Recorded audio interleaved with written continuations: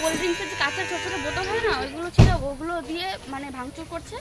ওইটার একটা টুকরো মানে এত বড় একটা, ওইটা আমার মুখে লেগেছে।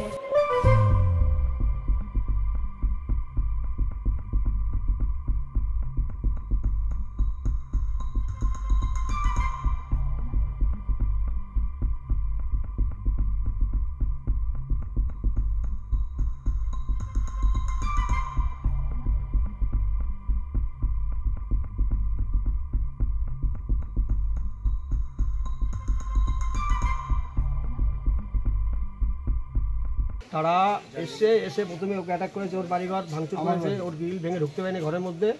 ও জানে বেঁচে গেছে কোনো মতে। ওর বউ ওয়াইফ আমাকে ফোন করে জানায় যেরকম আমার কাছে আমাদের বাড়িতে এসেছিল হামলা করছে, তোমরা সেফটি হয়ে যাও। এর মধ্যে মিনিট 5-এর মধ্যে দেখলাম অন্তত 30 থেকে 40 জন মোটর সাইকেলে এসে এখানে সব দাঁড়ালো। তার এখানে এসে মুখ থেকে আমার অ্যাটাক করে। এদিকে